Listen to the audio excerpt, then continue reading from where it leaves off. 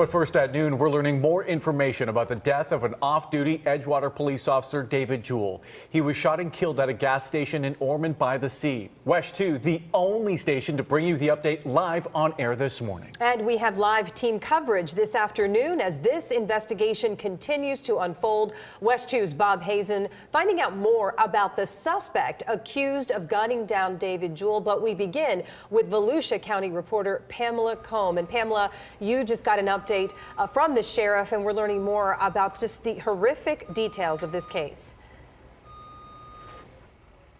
We are, and the sheriff just expressing how awful and senseless this shooting was.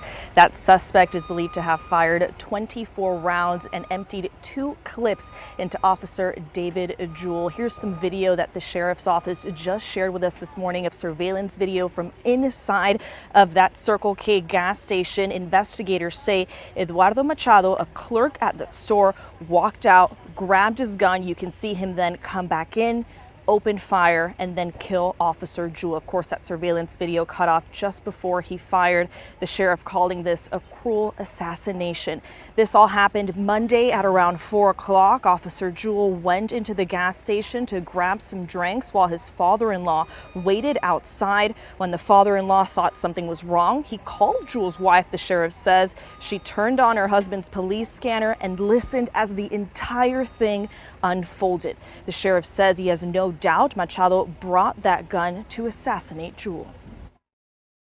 To watch the evil and the calculatingness of what he did to Officer Jewell, you cannot describe it. To unload, stop, reload, and then just go right back at it again and fire additional shots. And the sheriff says while they're still working to verify this, the suspect's family says he's been diagnosed with a mental health disorder. He also said Machado has no criminal history, just a 2023 weapons complaint. And Machado is facing a first-degree murder charge here in Volusia County. He is currently being held on no bond, but he will appear before a judge later today at 1:30. We will be there and bring you the latest right here on WESH. Covering Volusia County, Pamela Combe, WESH 2 News. Damn. Pamela, you are sunshine on a rainy day with your pretty ass, man. Sheesh. Maybe I should have been a professional or something. I am Trailhand Bill reporting live from South Florida on a very late Tuesday night, early Wednesday morning, 12:03 a.m. I'm sad, y'all. I'm going to keep it real. You got to bear with me. This video going to be a little bit different. I think God works well in irony. I was gonna cover this video, and I was listening to it on my way home, and then there was an opportunity. The cops had somebody pulled over on the side of the road. If you watched the live, you already know this. If you haven't, you can go see this. I'm gonna leave that live up. Lord willing, I be changing my mind like I change socks every day, all the time. Randomly. You can go watch it though, man, and you'll see everything I'm about to talk about. But when I got out to police the Johnnies who had someone pulled over, by the time I got to the area, they were gone. So then I just got back in the car and continued to head home. And then I pulled up on another scene at a convenience store that I frequent and had what could have turned into a violent incident for me earlier this year at. And I still hope I'm wrong, but it for all intents and purposes, it looked like a very tragic scene. And I just think that the irony, and this is why I mentioned God working in it, me finding a video about a murder that absolutely happened at a convenience store in Florida, and then not long after, I'm talking 30, 45 minutes, actually pulling up on what very well may be a murder in South Florida. Now, I'm in Miami, and this happened in another area of Florida. But I'm going to keep it real with y'all, man. It really has my spirit low. I really care about God's people. And, you know, if you watch my videos, you've heard how I feel about senseless violence. It's never anything to celebrate, no matter who gets the short end of the stick. And in this situation right here that I pulled up on, that you can see if you go watch that live, There are no indications whatsoever that that was a cop. Now, could it have been a cop? I don't know. Maybe it was a plain clothes cop, like in the story we've just listened to. I'm about to cover myself, but for all intents and purposes, it didn't look like a cop. There were a lot of cops on the scene, but nowhere near the amount of cops that I think it would have been if there had been a cop that, murdered. So, was murdered, I'm sorry. Down here. So anyway, guys, I want to read to you guys some things from this coverage that were not mentioned in this video, because they are very pertinent. You know what I mean? Now, what wasn't mentioned in the print article that I'm about to read some excerpts to you guys from is the fact that he was with his father-in-law who was waiting outside. That was not mentioned in the print article. So that was news to me, and that he called his wife. The father-in-law called his daughter, the Johnny's wife, who then, I guess they said, turned on the scanner or something and heard all of this live. I just think, again, the irony of that situation, for that to be so vivid, that tragedy, that personal tragedy for this family to be so vivid and in your face for all of them. Some people would call it poetic justice. All right, man, let me read some things to you guys from this print article, man, specifically about what happened. Now, this is long, but I want to read it to you guys because I want you to take this all in. Case update. Overnight Circle K employee Eduardo Labrada Mercado, probably pronounced his name wrong. He was 24, and I think they said he shot this cop 24 times. Don't quote me on that. But he was 24, was booked into the Volusia County Branch Jail on a charge of first-degree murder in Monday's fatal shooting of David Jewell. Key points from the investigation since the last update include, stay with me, the defendant confessed to murder. He stated he'd seen Jewell, the cop, in the store several times and believed he had an argument with him at some point in the past. He couldn't provide any details about the argument. He did not indicate he knew the victim was a police officer or if he had ever seen him in uniform.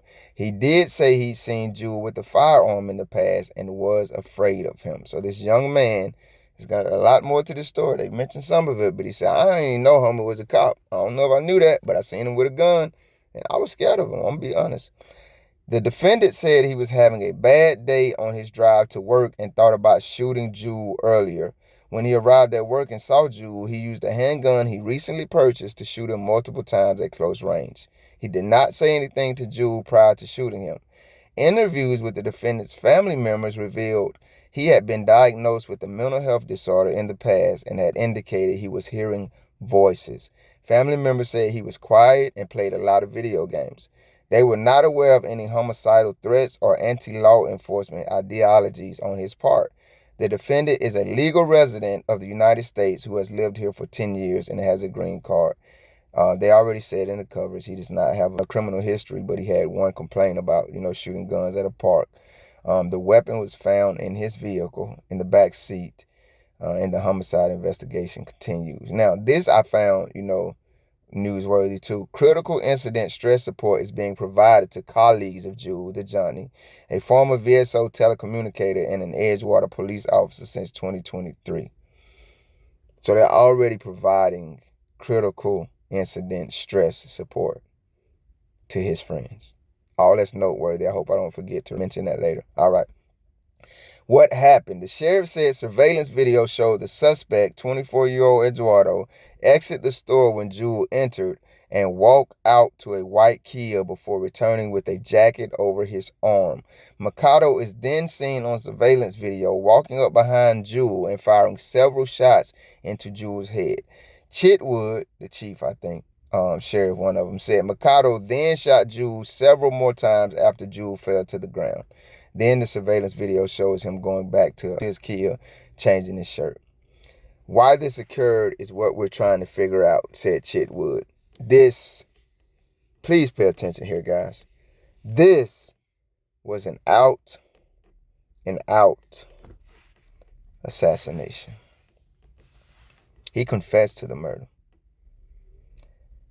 It's on video. His family members say this guy is diagnosed with mental health problems. He said I was having a bad day. I don't know if I knew this guy was a cop, but I seen him with a gun, and I am scared. Afraid was his words, according to the Johnnies of him. And then this sheriff or chief says this was an out assassination. I am 10 minutes in. Let me try to wrap this video up, guys. I'm not a fan of senseless violence. I don't care who the victim is. I said earlier in this video, I think God deals in irony. Wow, I found a story about a murder at a convenience store. I pulled up on what very possibly is a murder at a convenience store. I'll say it again. If you want to know more about that situation, the live is up. It's the last one I did. You cannot be confused because I have not been live in a while. I have covered several. And when I say several, that is a major understatement because one is far too damn many.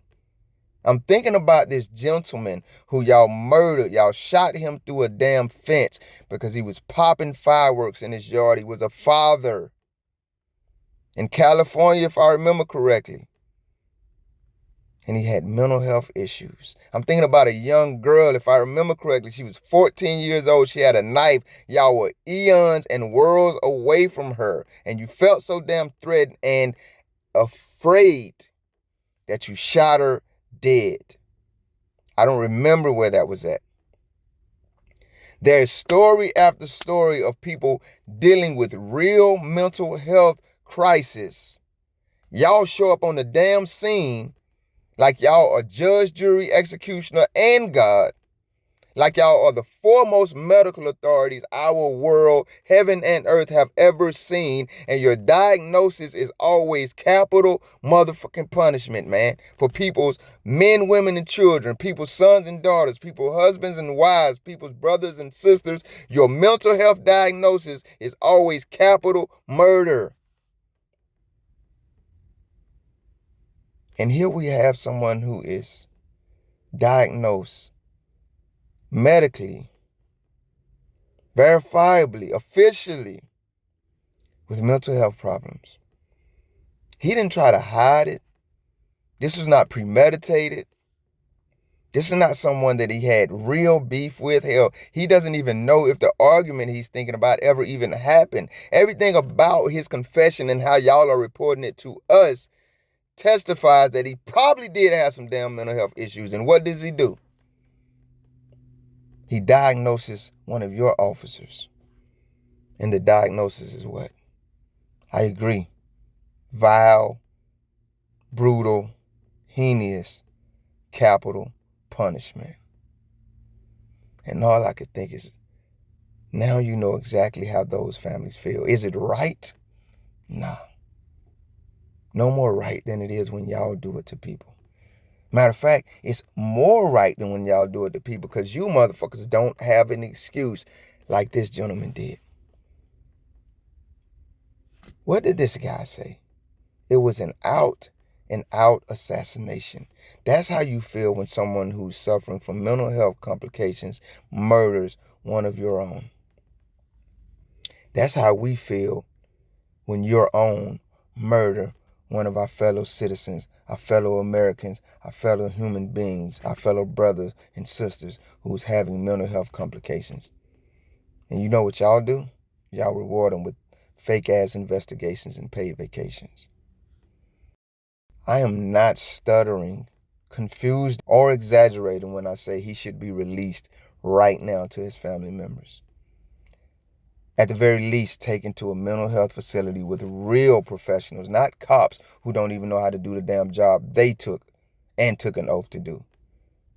He should be taken to real medical professionals, helped by them and released to his family. Or held by them if there's a chance that this could happen again and he could hurt someone else. It's just that irony that God deals in. Ironic that he did it to a cop and not someone else. He works at a damn convenience store. Obviously, he had an opportunity to do it to many other people. It happened to a cop. I think he should be released to medical professionals right now. Thank you if you made it this far. If you liked the video, feel free to hit that thumbs up button. I greatly appreciate it. If you care to go a little further than that, maybe even subscribe, hit the notification bell. Check out a few of the other videos on the channel. Either way, y'all be safe.